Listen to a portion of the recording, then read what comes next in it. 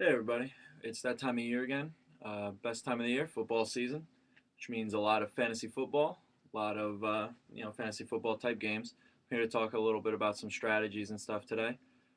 Just as a bit of a reference point, I've done 12 fantasy football leagues in the past 3 years, four per season. One's with family, just a fun type setting. One is through people at work, guys I work with. Decent amount of money, nothing too big, but it's guys that know what they're doing, pretty intense league.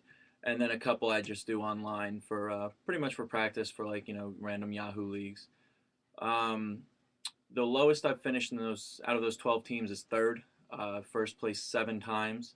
So you can listen if you want to. You can trust what I'm telling you if you want to, but I like to think that I know what I'm talking about, know quite a bit. A lot of studying, a lot of researching different stats, different type stuff. But also, if you do the survivor pools, not for money, of course, because that's illegal, but on ESPN or just for fun or whatever, I have finished the survivor pool on ESPN the past 3 years running. Haven't lost in 3 years. So if you're looking for advice on those, I can help you out with that too. Give you a different team or two every week that I like. I'll be doing these updates every week for fantasy. Um, this is also to endorse my blog, which I do on Blogspot, and I'll have the link for that in the information for this video. But today, what I'm going to talk about is a little bit of drafting strategy because obviously we're not to the year yet. A little too early to talk about year one, so, week one rather. So we're going to go over some drafting strategy. There are two types of leagues mainly, and the first league is what is more common, and that is the regular default setting, how Yahoo and ESPN do it, which is pretty much the only difference is if it's point per reception or non-point per reception, and the more standard one is non-point per reception. And pretty much the only thing this affects are wide receivers, tight ends, and running backs. Pretty much in that order. And what you're going to look for in a non PPR league is you want to solidify a good number one running back. You really want to get that running back who's going to give you 1,200 yards plus, um, you know, 10 or so touchdowns, hopefully more. But those are the leagues where you're going to see Arian Foster, Adrian Peterson, Chris Johnson, Jamal Charles, Ray Rice. Those are going to be like the first 5 picks taken. You're not going to say quarterback till usually about the end of the round. Wide receiver usually is about the end of the round. It's going to be a lot of running backs off the board early.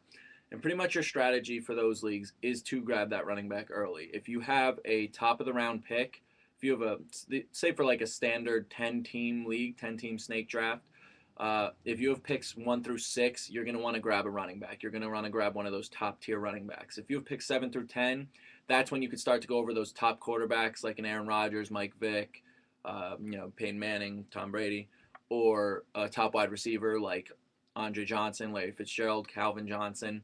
And then you get a running back on the way back because there's really two, different tiers of running backs. In the first 6 or 7, that's your top tier. That's your Peterson, Chris Johnson, Arian Foster, uh, guys like that, guys that are gonna consistently put up 100 yards a week, and maybe a touchdown, something along those lines. As far as PPR league, as far as your point per reception league, these are the leagues I tend to do. The one I do for money with the guys at work, that is a PPR league, and it's also a league, and this is where it's not really common. This is more of what we incorporate. But you also get a quarter of a point. You get 0.25 for every quarterback completion. So that actually makes quarterbacks more valuable too. So only 4 points for a touchdown for quarterbacks, 6 for a rushing or receiving touchdown. But you get that point. You get that quarter point per completion. And a good quarterback in a game can have 20, 25 completions. So that'll get you an extra 4 or 5 points right there.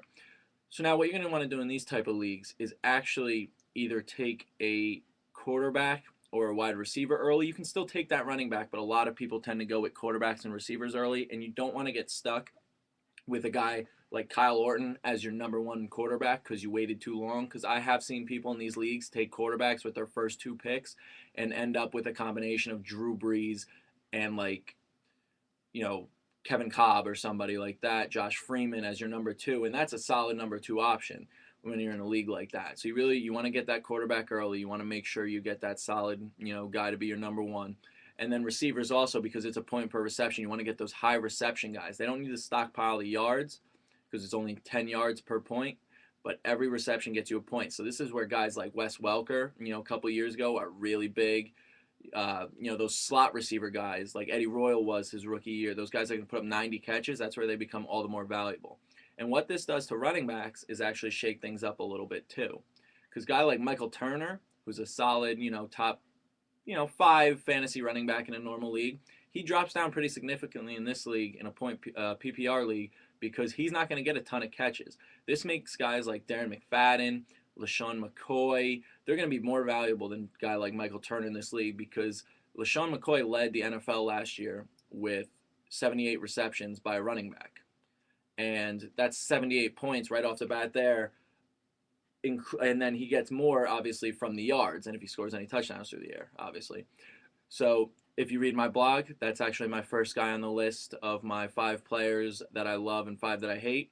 He's actually the number 1 on my love list for a PPR league because he's going to be incredibly valuable. He's going to become a top 5 running back in those type leagues. So if you're in a PPR league, that's what you want to look for. You really want to get a high reception guy.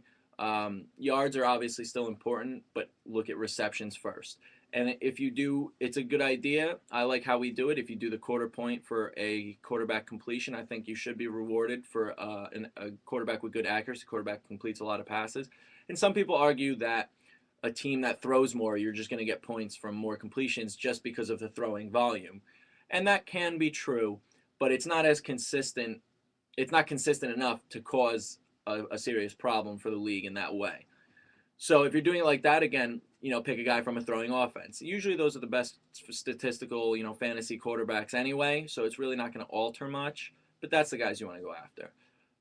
As far as drafting strategy by rounds, like getting later, what I like to do with my teams, and the thing I recommend the most, and this surprises a lot of people, I never draft a kicker. I have one every week. I always get one for my team, but I never draft a kicker.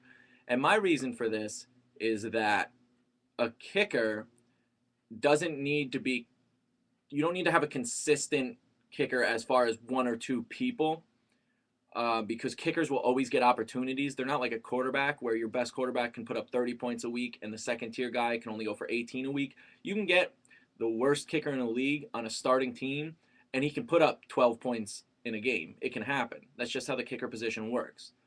So what I like to do is I don't draft a kicker, and then I draft guys that I think have good upside or whatever the case may be. And then before week 1, if something changes in the preseason, or guy loses a spot, something like that, or like a rookie that I took with upside gets hurt, like a Michael LaShore this year, you can drop him from your team and pick up a kicker for week 1, which is what I do. I pick a guy like this year in my draft. I took Carson Palmer, even though technically he's retired. But if he comes out, then all of a sudden I have a pretty good quarterback on my team who I can either start or then use as trade bait and and solidify another position. So I recommend not taking a kicker. Just pick one up before week 1. And what you can do is, and this is what I like to do, take a different kicker every week. Just drop your kicker, pick up a new kicker every week, and use him to use that to just pick up a kicker on a team that's going to get a lot of scoring opportunities. Like the kicker I like for week 1 would be Atlanta's kicker, because Atlanta has a pretty good offense, but Chicago also has a decent defense. And what that's gonna make happen is that Atlanta should be able to move the ball occasionally pretty well, but they probably won't always get into the end zone. So that's going to be a lot of field goal opportunities. So I think it's very possible that he can have 3 field goal chances in that game, which can lead to 10, 11, 12 points, depending on how your league works. So then I would drop him after week 1. If I don't like the matchup for the next week, I'm not sure who they play off the top of my head, but if I don't like the matchup for the next week, I drop him and pick up another kicker with a similar matchup like that. So then by not taking a kicker, what that does is free up another draft spot for you to take that really high potential guy, really high upside, and not have to worry about it coming back to bite you, because then you can just drop him at the end of the preseason if you feel like it's not going to work out. A couple guys that I took this year for my bench that I have high potential. I took Carson Palmer, again, retired, but if he comes out, he's a solid fantasy quarterback. And I took Ryan Matthews for the Chargers. Now, the thing is, a lot of people in my league shied away from Ryan Matthews a lot because of all the reports. He had a rough last year, had some injuries, didn't have the best rookie season.